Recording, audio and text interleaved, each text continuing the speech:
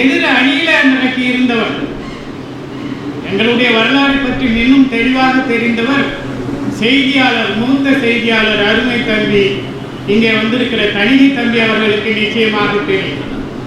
அப்படி மாணவ பருவத்திலேயே செல்வாக்கு மிக்க ஒரு அரசியல் மாணவ தலைவராகவும் தமிழுக்காக, தமிழ் இனத்துக்காக போராடுகிற ஒரு போராளியாகவும் விளங்கியவர் ஐயா முத்து அவர்கள். அந்த வரலாற்றையே தனியாக எடுத்துக்கொண்டு பேச முடியும், அவ்வளவு வீரம் செறிந்த வரலாறு அவருக்கு பின்னணியாக இருக்கிறது.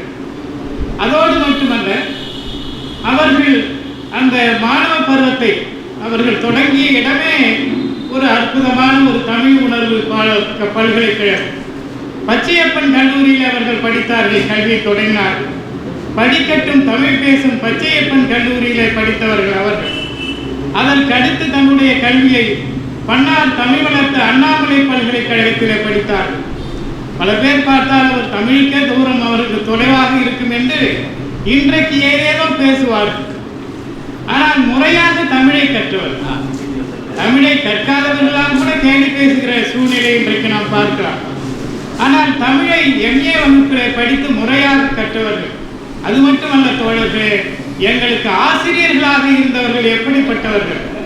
வாசு மாணிக்கனார், வெள்ளை வாரணனார், தண்டபாணி தேசியர், உளுந்தூர்பேட்டை சண்முகம், நடேச முதலியார், இப்படிப்பட்ட தமிழ் உலகத்திலே மிகப்பெரிய அறிஞர்களாக விளங்கிய மா மேதைகள் எல்லாம் எங்களுக்கு ஆசிரியர்களாக இருந்தார்கள். அப்படிப்பட்டவர்களை கல்வியை கற்கிற வாய்ப்பு இன்றைக்கெல்லாம் கிடைக்குமா என்பது அரிதுதான். நான் கூட கல்லூரியிலே பாடம் நடத்துகிற பொழுது மாணவர்கள் குறும்பு செய்கிற பொழுது சொல்லுவேன், அப்பா நான் எப்படிப்பட்ட ஆசிரியர்களெல்லாம் படித்தேன்.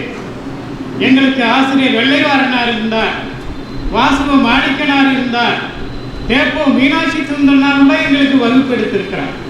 அப்படிப்பட்ட அறிஞர்கள் எல்லாம் எங்களுக்கு ஆசிரியராக இருந்தார்கள் என்று சொல்லுகிற பொழுது மாணவன் சொல்லுவார், பரவாயில்லை, நீங்கள் கொடுத்து வைத்தவர்கள், உங்களுக்கு அப்படிப்பட்ட அறிஞர்கள் மாணவர்கள் ஆசிரியர்களாக இருந்திருக்கிறார்கள் என்று வேடிக்கையாக எங்களை பார்த்து பேசுவார்.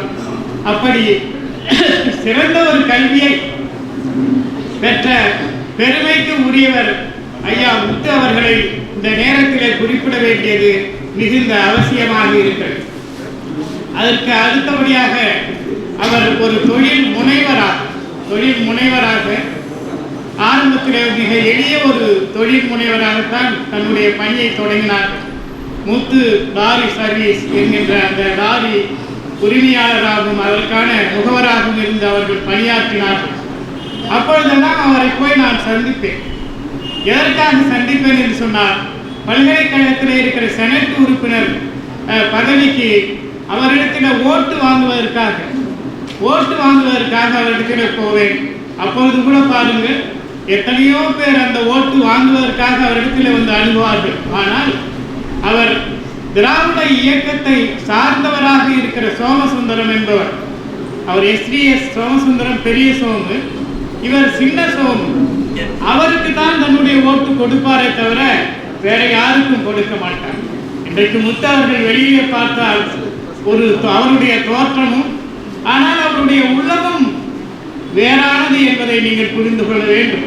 அவருடைய உள்ளத்திலே அந்த மொழி பற்று, மொழி உணர்வு எப்பொழுதும் கொழுந்துவிட்டு எரிந்து கொண்டே இருக்கிறது.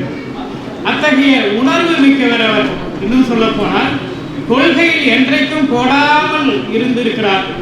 அப்படி இருக்கிற காரணத்தினாலே தான் இன்றைக்கும் கூட என்றைக்கும் அவர் இந்த திராவிட இயக்க உணர்விலிருந்து சற்றும் மாறாதவராக இருந்தார். அப்படிப்பட்ட அவர் பணியாற்றிய காலத்திலிருந்து திராவிட இயக்க உணர்வு தன்னுடைய உள்ளத்திலே தாங்கிய மிகச் சிறந்த ஒரு மாணவராக விளங்கியவர் அவர். அதற்கு அடுத்து எவ்வளவோ சொல்லலாம் என்றாலும் கூட சுருக்கமாக குறிப்பிட விரும்புகிறேன். அவருடைய தமிழ் பணி என்று சொன்னால், அவர்கள் நம்முடைய கடலூர் தமிழ்ச்சங்கத்தை தொடங்கினார். அந்த தொடக்க விழாவிற்கு பாவேந்தர் மகனார் வந்து அதை தொடங்கி வைத்தார். அவர்கள் தமிழ்ச்சங்கத்தை தொடங்கி நடத்தினார்கள். அப்பொழுது அவராக என்னை கூப்பிட்டு தமிழ்ச்சங்கத்தை இங்கே தொடங்க வேண்டும், அவர் தலைவராகவும் நான் செயலாளராகவும் நியமிக்கப்பட்டு தமிழ்ச்சங்கத்தை தொடங்கினோம். தமிழ்ச்சங்க தொடக்க விழா என்பது மிக எளிமையான விழா என்று நீங்கள் எடுத்துக்கொள்ளக்கூடாது. ஒரு பெரிய தமிழ் மாநாடு போல, உலக தமிழ் மாநாடு போல அது நடைபெற்றது. பல்லாயிரக்கணக்கான பேர். இன்றைக்கும் கூட அவர் அடிக்கடி என்னிடத்தில் சொல்லுவார், கடலூரில் தமிழ்ச்சங்க விழா என்று சொன்னால் உட்கார இடம் இருக்காது, 500 பேருக்கு குறையாமல் வருவார்கள்.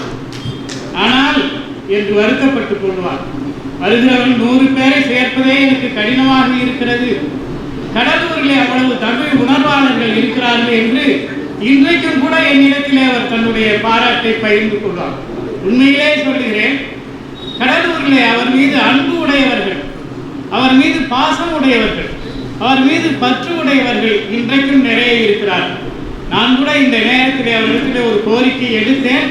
ஆனால் வைப்பதற்கு முன்பே நான் அழைக்கப்பட்டு விட்டேன். என்ன என்று சொன்னால், கடலூரில் அவருக்கு இந்த பவள விழா மிக சிறப்பாக நடைபெற வேண்டும் என்று நான் அவரிடத்தில் ஒரு கோரிக்கை வைக்கிறேன். நான் வைக்கவில்லை என்று சொன்னாலும் அவர் நிச்சயமாக செய்வார். ஏனென்று சொன்னால் கடலூரில் உணர்வாளர்கள் அதிகம். மிக சிறப்பாக அந்த விழா அமையும். மிக எளிமையாக எந்த கூட்டம் நடத்தினாலும் நாங்கள் எங்களுடைய தமிழ்ச்சங்க கூட்டத்தை நகர அரங்கத்திலே தான் நடத்துவோம். காரணம் என்ன என்று சொன்னால், அதனுடைய கொள்ளளவு கிட்டத்தட்ட 500 பேர். அந்த 500 பேருக்கு குறையாமல் ஒவ்வொரு கூட்டத்திற்கும் வருவார். சாதாரண கூட்டமாக இருந்தால் கூட அந்த அளவுக்கு தமிழ்ச்சங்கத்துக்கு வரக்கூடியவர்களை எல்லாம் உருவாவதற்கு காரணமாக இருந்தவர் நம்முடைய அருமை தோழர் ஐயா முத்து அவர்கள் என்பதை நான் எப்பொழுதும் நன்றியோடு நினைத்து பார்க்கிறேன். இன்றும் அன்றைக்கு தமிழ்ச்சங்கம் கிட்டத்தட்ட 15 ஆண்டுகள் ஆகின்றன. அங்கே தமிழ்ச்சங்கம் மிக சிறப்பாக நடைபெற்றுக் கொண்டிருக்கிறது. அதுபோல தமிழின் மீது அவர்கள் கொண்டிருக்கிற பற்று என்பது அளவிட முடியாது.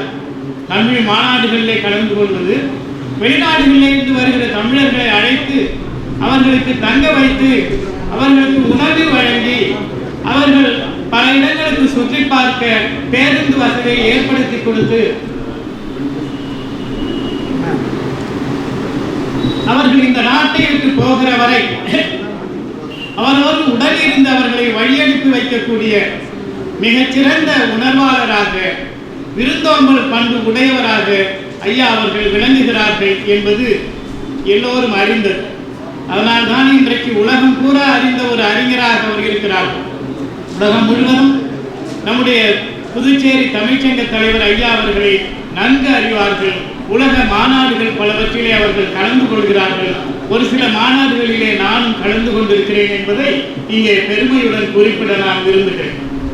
அந்த அளவுக்கு தமிழ் பற்று உடையவர் நம்முடைய முத்து ஐயா அவர்கள்.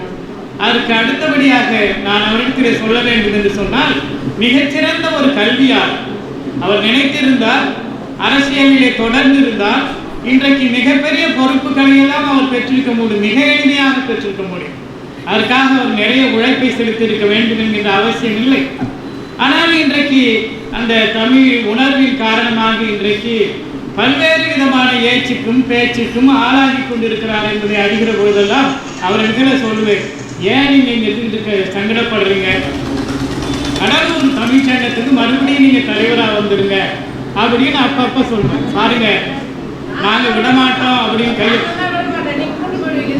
ஆமாம், விடமாட்டோம்னு சொன்னால் போதாது, அவருக்கு வேண்டிய ஒத்துழைப்பை கொடுத்து ஒரு வலிமை, மிகப்பெரிய வலிமையுடையதாக இதை ஆக்கி எந்த விழா நடத்தினாலும் 500 பேர் அமர இடமில்லாத சூழ்நிலை நீங்கள் ஏற்படுத்தி கொடுத்தால்தான் இந்த நீங்கள் சொல்லுகிற சொல்லுக்கு ஒரு மரியாதை இருக்கும் என்பதை ரொம்ப பணிவோடு தெரிவித்துக் கொள்ள நான் விரும்புகிறேன். ஆக அவ்வளவு சிறந்த கூட்டத்தை கூட்டி சிறப்பாக நடத்தக்கூடியவர். இன்னும் சொல்லப்போனால், குறிப்பாக சொல்லப்போனால், நான் ஒரே ஒரு நிகழ்ச்சியை சொல்லுகிறேன். தமிழ்ச்சங்கத்தில் ஒரு விழா, அந்த விழாவில் அவருக்கு சேர்த்து ஒரு பாராட்டு ஏற்பாடு செய்திருக்கிறோம். தமிழ்ச்சங்க விழா. அந்த விழா தமிழ்ச்சங்கத்தில் எந்த விழா நடந்தாலும் காலையிலேருந்து இரவு வரைக்கும் நடக்கும். அதுதான் ரொம்ப சிறப்பு. கடலூர் தமிழ்ச்சங்கத்தில் ஒரு நாள் விழாவாகத்தான் நாங்கள் நடத்துவோம். மதிய உணவு நாங்கள் வழங்குவோம். அந்த மக்கள் திரள் கலையவே கலைய மாட்டாங்க. அவர் என்ன சொல்லுவார், அப்படியே வருவாங்க, கொஞ்ச நேரம் இருப்பாங்க, 2 பேராக அப்படியே போய்கிட்டு இருப்பாங்க. நிகழ்ச்சி முடிகிறப்ப பார்த்தீங்கன்னு சொன்னால் ஒரு கொஞ்சம் பேர் தான் உட்கார்ந்துட்டு இருப்பாங்கன்னு என்கிட்ட சொல்லி வருத்தப்படுவார்.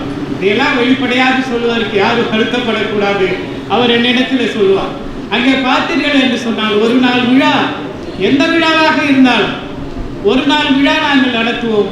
மிக சிறப்பாக அதனை வழிநடத்தி சென்று மிகச்சிறந்த ஒரு தமிழ்ச்சங்கமாக கடலூரில் உருவாக்கி கொடுத்த மிகுந்த பெருமைக்கு உடையவராக முத்து ஐயா அவர்கள் விளங்கினார்கள். எத்தனையோ விழாக்கள், எண்ணற்ற விழாக்கள், அதில் ஒரு விழா ஏற்பாடு செய்து விட்டோம். எல்லா ஏற்பாடுகளும் நிகழ்ந்து விட்டன. விளம்பரங்கள்லாம் கொடுத்து அழைப்பெல்லாம் கொடுத்தாகிவிட்டது. வாயிலே வாழை மரங்கள் தோரணங்கள்லாம் கட்டி தொங்க விட்டு விட்டோம். கடைசியில் ஒரு செய்தி வருகிறது, முத்தையா வர முடியாது, அவருக்கு இதய தடை ஏற்பட்டு விட்டு மருத்துவமனைக்கு அவரை அவசரமாக சென்னைக்கு அழைத்து செல்கிறார்கள் என்று சொன்னார். சொன்ன உடனே எனக்கு ஒன்றுமே புரியவில்லை. உடனே ஒரு எழுதுகோலை எடுத்து அந்த தமிழ்ச்சங்க விழா ரத்து செய்யப்பட்டது என்று எழுதினேன். அவர் சொன்னார், அவருடைய மகன்தான் வந்து என்னிடத்தில் அந்த செய்தியை சொன்னார்.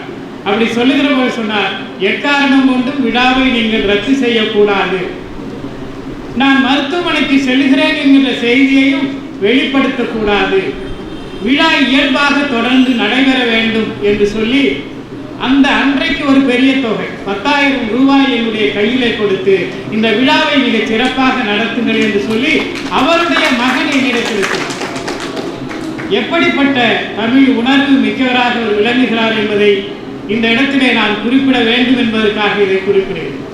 அன்றைக்கு இந்த செய்தியை சொல்லவே இல்லை. தொடர்ந்து கவியரங்கங்கள் நடைபெறுகின்றன. கடைசியில பட்டிமன்றத்துக்கு நான் தான் அன்றைக்கு நடுவராக உட்கார்ந்தேன். அப்பொழுது வரைக்கும் கேட்கிறார்கள், முத்தையா எங்கே, முத்தையா வரவில்லையா என்று கேட்கிறார்கள். வருவார் வந்து கொண்டிருக்கிறார் என்று சொன்னேன்.